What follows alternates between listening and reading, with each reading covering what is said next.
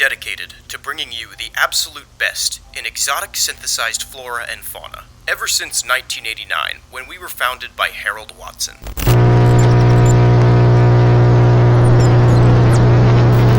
Congratulations on obtaining the Deluxe Red Garden Kit. It now comes with 3 seed packets and 3 flower pots. This tape will show you how to care for your new plants, now with 3 different types. Simply fill the flower pots with soil and deposit the seeds within. They will grow within 24 hours while you are waiting for the 3 plants to grow. This tape will teach you some fun facts about them, as well as how to care for them. Plant 1. Weeping Lily. The weeping lily is a floral entity, featuring an eyeball at its center. It is known to cry a red substance which resembles blood and stains its pale leaves crimson. How to care for the weeping lily. To sustain itself, the plant requires access to screens, as it uses a sort of photosynthesis by its eye to translate blue light into energy. However, be careful to keep it more than 3 inches away, to avoid the plant tampering with the chosen device. The eyeball can be removed with some effort and mess from the plant, which can then be planted to produce a new lily. However, the base plant will die without its eyeball. Warning, do not attempt to communicate with the weeping lily. Although it may look sentient, it is not. Do not let it deceive you. Delusions are harmful. Plant 2. Tooth Thistle. The tooth thistle is a red bush-like plant which sprouts teeth at its branches. It sheds its teeth regularly. As they grow older, these can be used to grow new plants, and thus can be effectively used as seeds. Care for the plant by pouring a cup of milk into its roots at least once a day. This will keep the plant healthy and nutritionally satisfied, and provide enough calcium to promote healthy tooth growth. Warning, do not give the plant anything other than milk. Do not plant darkened, rotting, or diseased teeth. Destroy excess teeth, as without proper care, they will continue to multiply into families of the plant and overtake local existing vegetation, becoming a nuisance, or worse. Plant 3. Face Root. As the name suggests, the face root appears roughly in the shape of a humanoid head, and is a fleshy colony of roots. The plant is closely related to fungi. Care for the face root by preparing a cup of flesh or blood every month and placing the food into its mouth to digest over the period of a week. The plant and its food will smell, so you may want to keep it in a remote location. That is all. Thank you for doing business with us. Please enjoy taking care of your new exotic plants.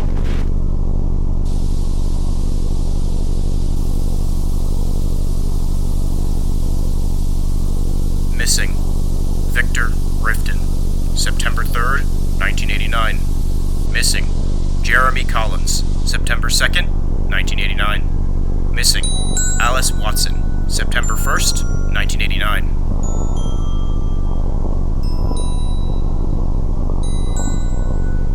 Tomorrow is another day. Tomorrow is another day. Tomorrow is another day.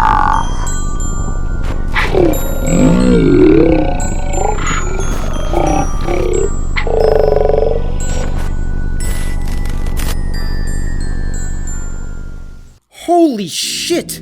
Some sort of gardening company selling seeds for otherworldly flesh plants that seem to all have their own unique and dangerous abilities, which have caused people to go missing for some reason only over a period of 3 days. Let's go over what we know. A company named Red Garden has begun selling seed kits that grow a variety of exotic synthesized flora/fauna. I'm not really sure whether this counts as flora or fauna. One thing's for sure, we gotta figure out what's going on here, or we're deader than that kid who electrocuted himself by pissing the bed in an electric blanket. Since not much has been revealed about the company that produces these crimes against God, let's take a look at the crimes against God themselves. First off, we got the Weeping Lily, which despite the protests of the commercial, is definitely sentient. If it's intelligent enough to communicate, and it's intelligent enough to tamper with devices, it's reached the bar for sentience. I know humans that are considered sentient, and all of their actions are motivated by finding or consuming hamburgers, so the word sentient has as much meaning as you give it. Evidently, these weeping lilies are capable of creating delusions, or what the company wants you to believe is a delusion. If the company both tries to establish that this isn't conscious, and says that it spreads delusions, chances are the weeping lily is just telling people it's conscious and begging for anyone to take a look at this horrible situation. Moving on to the next organism, we have the tooth thistle. A bush with added teeth. You guys said putting fluoride in the water would do expressly not this. I mean, I'm not mad. Actually, I kinda like it. Put more fluoride in. We're gonna make all the frogs gay. Other than the teeth, this plant seems inconspicuous. One interesting thing about the teeth is that they function as seeds for the plants to grow more teeth plants.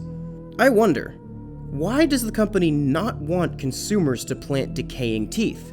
My theory is either that it just wouldn't work, which in that case they wouldn't advertise against you doing it, they just let you waste your own time, or it would create some sort of corrupted instance of this plant. Something likely more problematic than the uncorrupted instances. For now, I don't think there's enough information to clearly iron out what a corrupted instance of a tooth thistle would do. Regardless, if this plant isn't maintained, it'll spread like a weed, and chances are, it won't just spread with perfect seeds. Wait, did they say don't give it anything but milk? Oopsies, I guess I shouldn't have in there. Finally, we have the face root. The face root is evidently closer to a fungus than a plant, which raises some questions about all the plants in this family. Are these plants, or some new kingdom of life that branches between all known forms of organisms?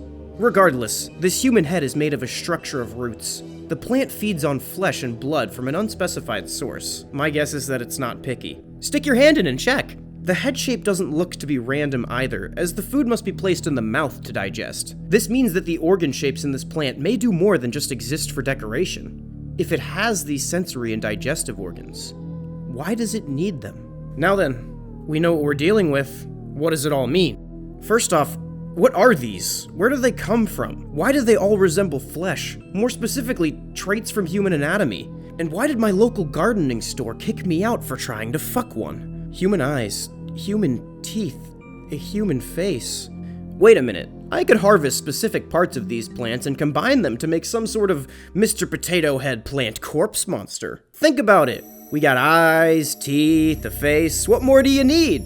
It's a long shot, but I'm not throwing away the idea of these guys mighty morphing together like the Power Rangers. It seems as though these plants either contain human DNA, or are meant to replicate human features, perhaps to circumvent the human's pattern-seeking brain, or to take advantage of the uncanny valley. We are, of course, leaving out one key piece to this mystery: the missing people. I'd be willing to bet that the people who are quote-unquote missing have been dispatched by these plants.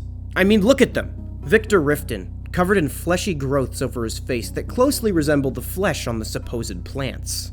Jeremy Collins. Looks like someone has too many teeth that don't belong there. I ask you, what else do we know that's highly adaptable, can be planted in an area to take root, and grows an endless amount of teeth? That's right, the one possibility. Steve Buscemi!